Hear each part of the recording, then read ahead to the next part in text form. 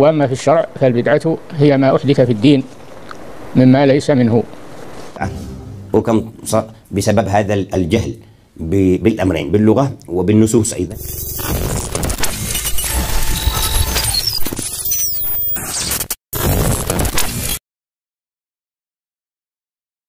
Assalamualaikum warahmatullahi wabarakatuh. Sahabat-sahabat muslim Kang Haji Aswaja. Semoga kita diberikan hidayah petunjuk ajaran agama Islam yang benar, diberi keberkahan afiah oleh Allah Subhanahu wa Ta'ala.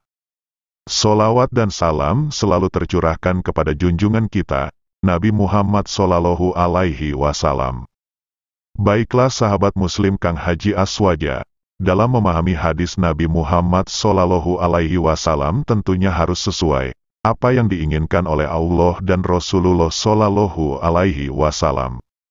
Kali ini Kang Haji Aswaja ingin membahas tentang bid'ah, yaitu sesuatu yang tidak pernah dicontohkan oleh Rasulullah Sallallahu Alaihi Wasallam.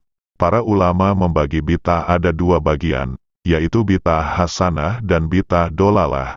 Akan tetapi kaum Salafi Wahabi menolak adanya bid'ah hasanah secara din atau agama, dalam bentuk amalia agama. Penolakan ini dilontarkan oleh Syekh Fauzan dalam ceramahnya. Mari kita simak ceramahnya beliau. البدعة في الأصل الشيء المبتدع على غير مثال سابق، وأما في الشرع فالبدعة هي ما أحدث في الدين مما ليس منه. قوله صلى الله عليه وسلم: من أحدث في أمرنا هذا ما ليس منه فهو رد. قال صلى الله عليه وسلم: فإن كل محدثة بدعة وكل بدعة ضلالة. فالبدع كلها ضلال بهذا الحديث، كل بدعة ضلالة، وليس في الإسلام بدعة حسنة، ولكن في الإسلام سنة حسنة. ليس له تقسيم في البدعة، بل هو ينكر البدعة عموما، بقوله صلى الله عليه وسلم: من أحدث في أمرنا ما ليس منه فهو رد. Sudah kita dengarkan tadi apa yang disampaikan oleh Syekh Fauzan, sangat jelas sekali bahwa beliau mengatakan tidak ada bid'ah hasanah secara agama. Dan beliau mengutip kaul Ibnu Taimiyah, bahwa Ibnu Taimiyah pun mengatakan tidak ada bid'ah hasanah. Baiklah sahabat muslim Kang Haji Aswaja, saya menemukan kitab karangan Syekh Ibnu Taimiyah ulama rujukannya Salafi Wahabi, yaitu kitab Dar'u Ta'arudil Akli wan Nakli karya Syekh Ibnu Taimiyah. Kitab yang berbahasa Arab yang Kang Haji arsir warna hijau, yang artinya, maka sesungguhnya sesuatu yang menyalahi nas, maka ia adalah bid'ah. Semua ini, dengan kesepakatan, yang ditetapkan oleh orang-orang Islam, dan sesuatu perkara yang diketahui yang tidak menyalahi nas tersebut, maka sesungguhnya tidak dinamakan bid'ah.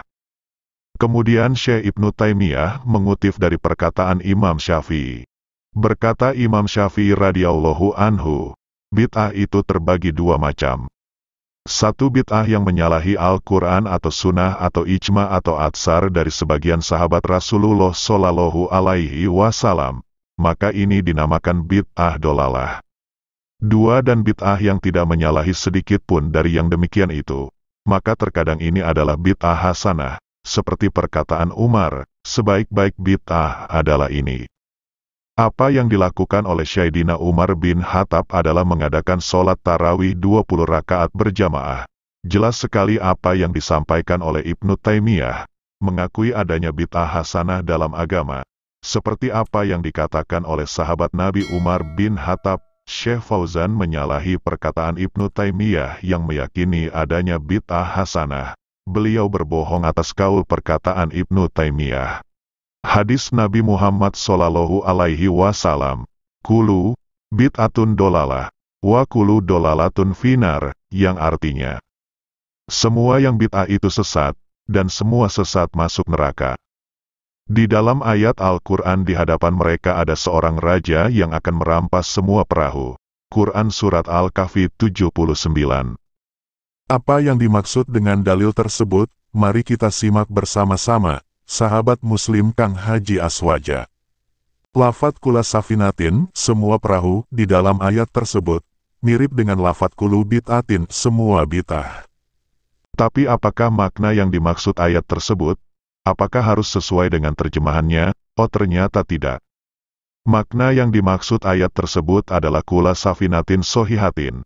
Semua perahu yang bagus, ada sifat yang dibuang, ditakdirkan atau tidak nampak, yaitu sohihatin, yang bagus. Jadi tidak semua perahu dirampas raja yang zolim.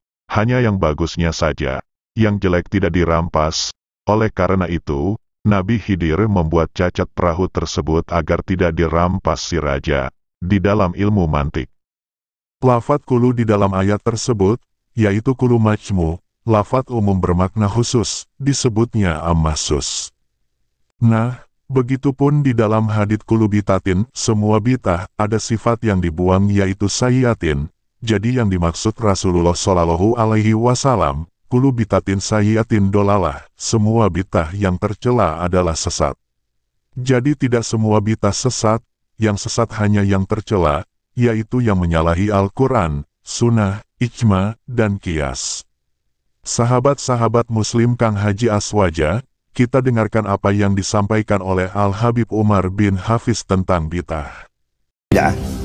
وكم بسبب هذا الجهل بالأمرين باللغة وبالنصوص أيضا وجمعها جاء المفهوم الخاطئ لمعنى البدعة وجاء التحكم في أمر البدعة هذا فكان لفظ كل محدثة بدعة وكل بدعة ضلالة الذي جاء نظيره في الكتاب والسنة كثيرا من العام المخصوص والعام الذي يراد به الخصوص فليس ما لم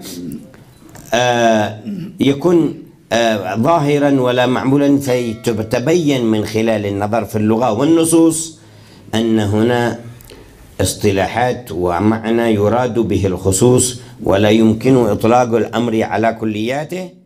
Apa yang disampaikan oleh Al-Habib Umar bin Hafiz, sesuai maknanya dengan ulama salafus soleh, para tabi'in, dan para sahabat Nabi, itu yang bisa disampaikan oleh Kang Haji Aswaja. Semoga bermanfaat. Usikum binafsi bitaqwallah.